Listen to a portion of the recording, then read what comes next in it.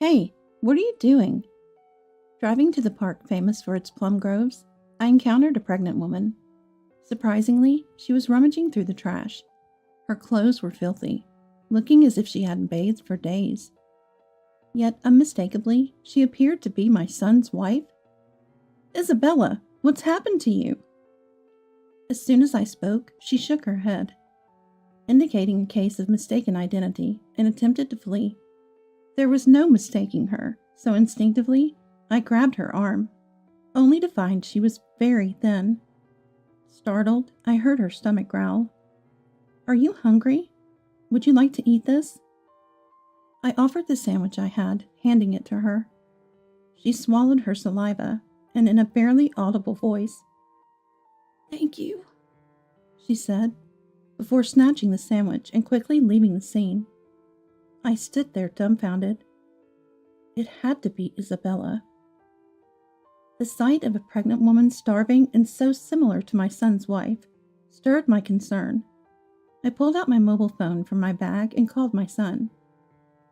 "Kevin, I just met Isabella in the park about an hour away from your house." "What? What are you talking about? My wife just gave birth. I was about to contact you." My son joyfully shared that a boy, resembling him, was born just a short while ago, firmly denying the woman could be his wife. But wasn't the due date still a month away?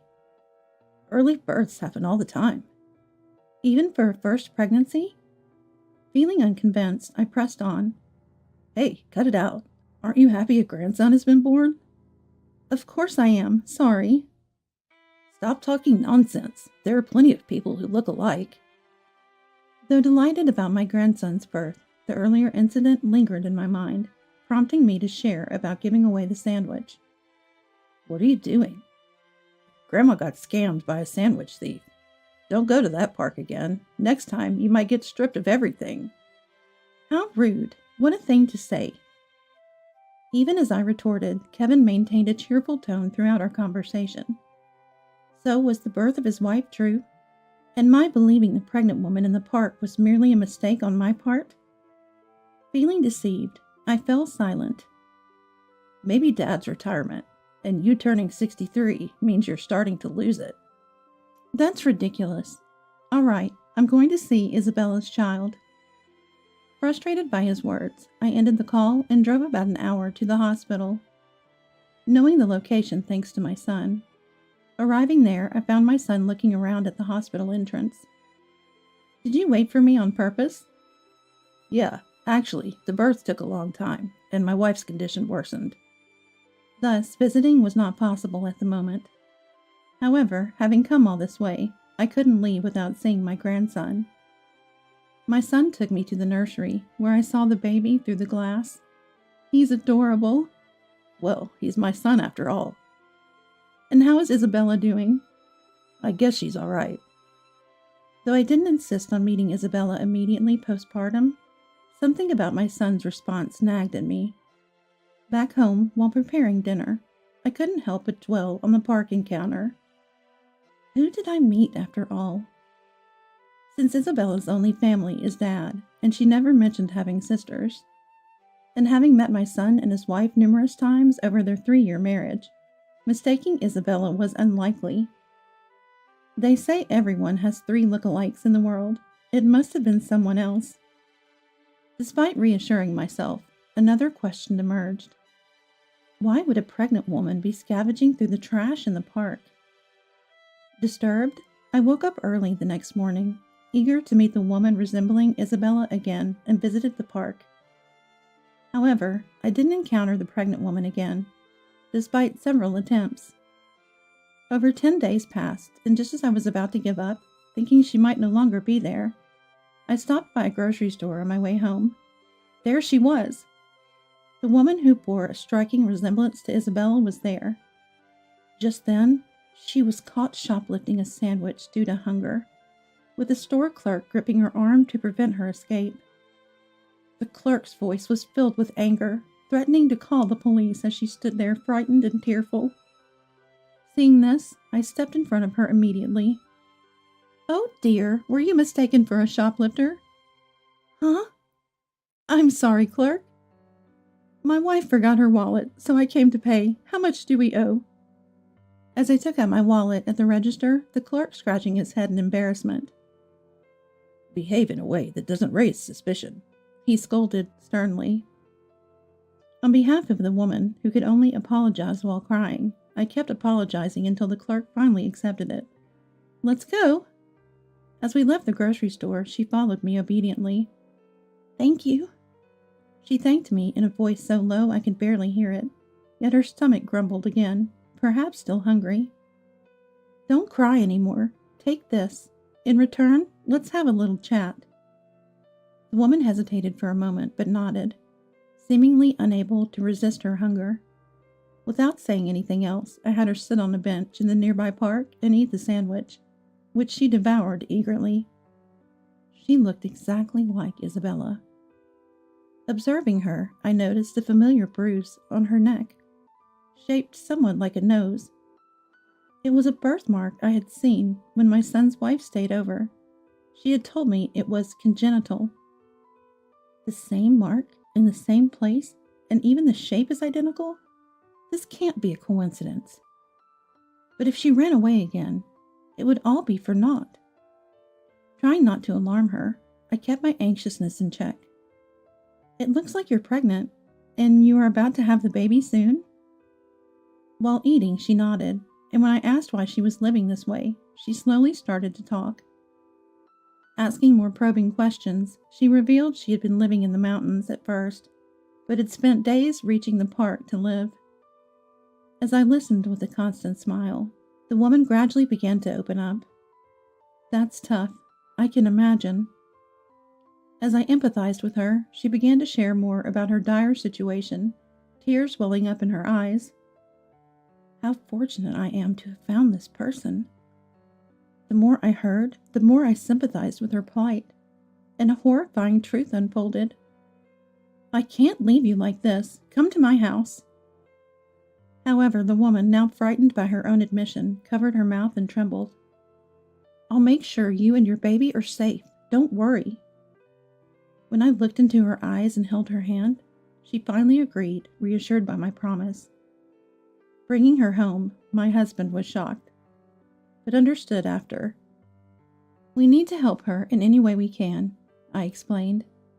Then he made a phone call to a certain place, obtaining unbelievable information.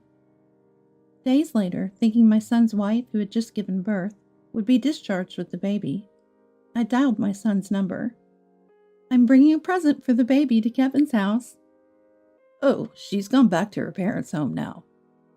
Why? Isabella doesn't have a home to return to, does she? Suddenly, my son became flustered and spoke rapidly. What are you talking about, Mom? Don't start getting senile on me, please.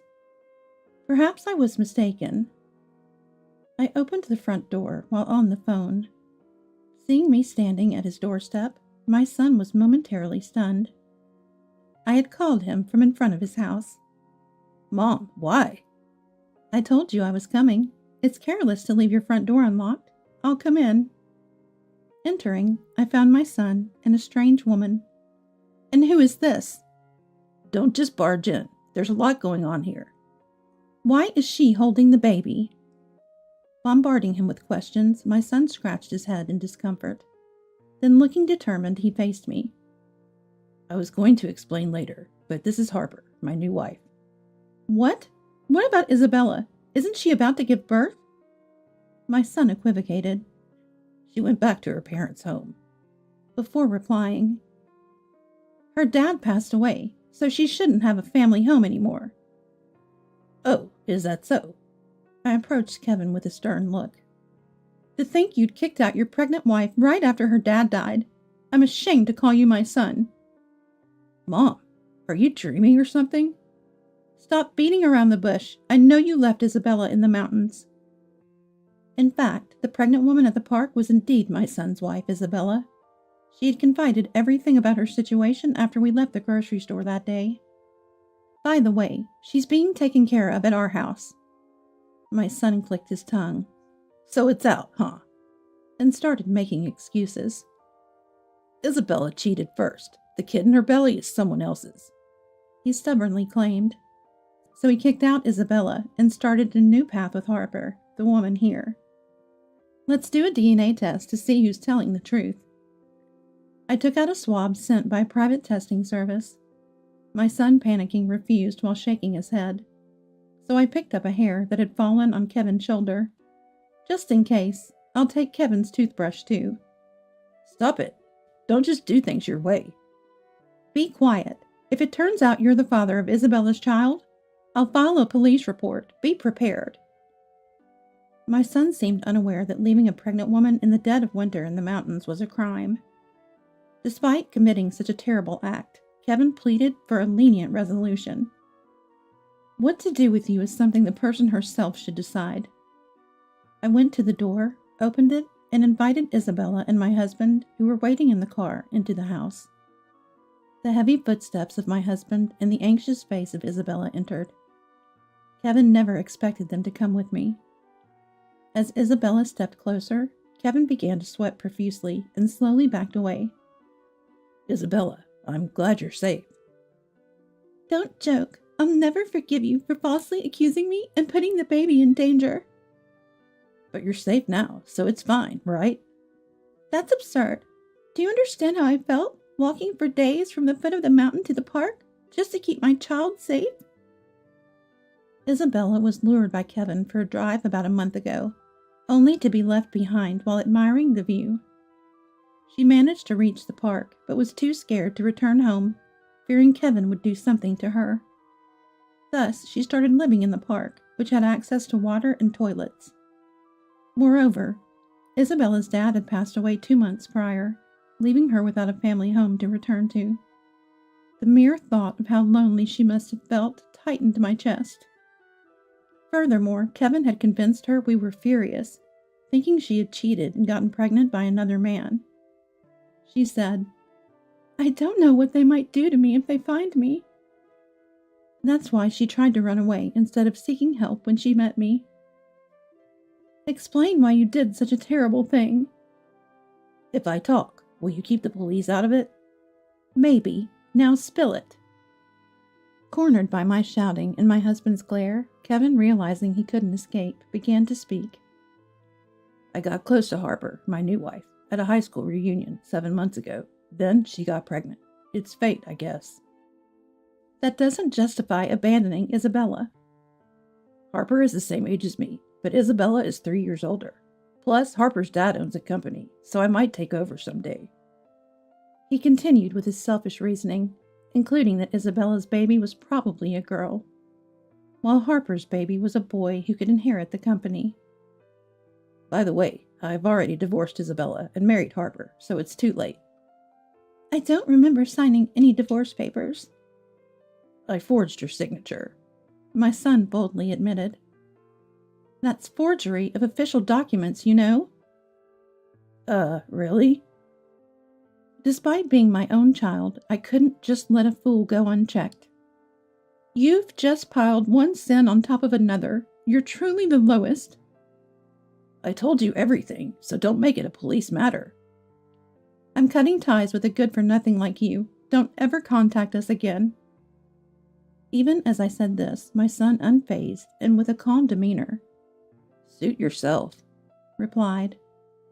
He seemed completely oblivious to his own father glaring at him, ominously from behind Isabella.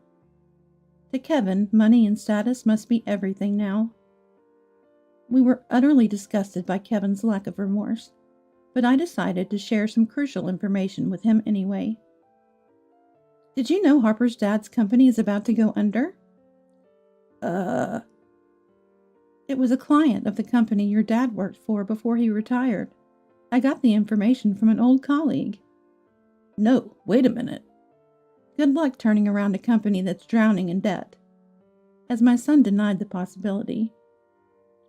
I heard it from a reliable source. There's no mistake, my husband replied. Kevin then repeatedly asked Harper.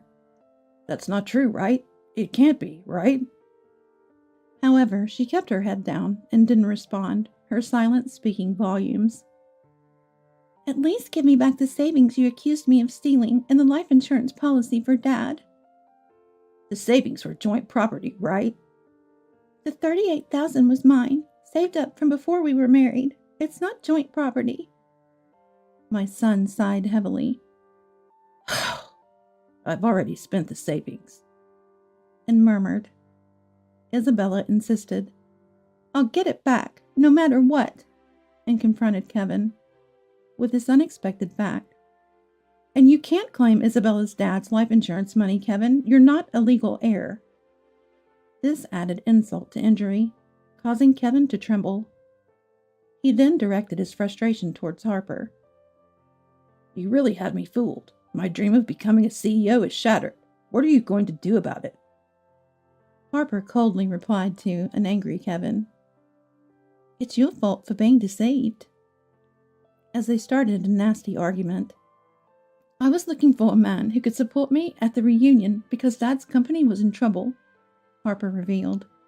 She thought everything was going according to plan when she got pregnant with Kevin's child. Both Kevin and Harper had their own dark sides, perhaps making them a match made in some twisted way. Fed up with their squabbling, I clapped my hands loudly to interrupt. Enough! Hey, Harper, was it a premature birth? No, it was born on the due date. I wasn't asking you. It's generally about 10 months for a pregnancy, not as soon as this, right? My son said. Huh? Kevin, puzzled, took out his phone to check the facts. After looking shocked, he glared at Harper. Did you lie? Who's the dad of this child? Harper bit her lip and remained silent. It seemed a DNA test is needed for Kevin and Harper. I handed my son the swab from the testing service. As Kevin approached the baby with the swab, Harper quickly moved the child away. Kevin looked devastated. It's a lie, right? It's obvious, even without a test. Kevin and Harper, you both owe Isabella $20,000 each for the false accusations. My son was shocked by my words. Why? Obviously, and we'll add compensation for the distress caused to Isabella. Plus, you'll pay $600 a month for child support until the child is 20. Wait a minute, I'll be buried in debt. Hearing the specific amounts made my son break out in a sweat. You're just facing the consequences of your actions. Oh, and you'll be dealing with the police, too. Wait, you said if I talked, you wouldn't report me. I've decided to report you after all. Too bad. Apparently dreading being arrested, Kevin knelt down on the spot and apologized to me. Mom, please forgive me. Aren't you apologizing to the wrong person? Isabella, I'm truly sorry. Please forgive me. My son quickly turned around and rubbed his head on the floor, but such frivolous words wouldn't convince Isabella. And behind Isabella, my husband, with a face like a demon, was glaring at Kevin all this time. Then my son started to make an unexpected remark. Dad must have had his fair share of affairs, right? Being a man and all. My husband leaned in close to Kevin, frowning. I haven't. Don't lump me in with scum like you. And said in a low voice. Realizing he had no one on his side, my son slumped down powerlessly. Please save me. Endangering pregnant Isabella and your unborn child is a grave sin. I'll change, I promise. I won't listen. Oh, I see red lights approaching. Dad, thanks for calling at just the right time. Thinking I hadn't called the police yet, my son's eyes widened in shock. Harper tried to sneak away at that moment, but my husband quickly caught her. You won't escape on your own. You'll have time to reflect behind high walls as well. Realizing resistance was futile, we handed Kevin and Harper over to the police. After being interrogated, my son and Harper faced severe charges for conspiring to endanger Isabella and her baby. Additionally, my son was charged with forgery for faking the divorce papers. We hired a solicitor to sell the house owned by my son and his wife. We made my son promise to pay $30,000 for adultery and emotional distress, plus Isabella's $38,000 savings, and $600 monthly for child support. The same amount was demanded from Harper for her role in the adultery and emotional distress. Harper's dad's company quickly went bankrupt, so my son and Harper will have to pay back whatever jobs they find once they're out. Oh, and it turned out Harper's child was fathered by another classmate who will now raise the child. It's a relief the child won't suffer because of this. Isabella later gave birth to a beautiful baby girl. After discussing it with my husband, we decided to adopt Isabella and have her live with us. Our home, filled with the sounds of a healthy baby, enjoys happy days as we busily care for our expanded family.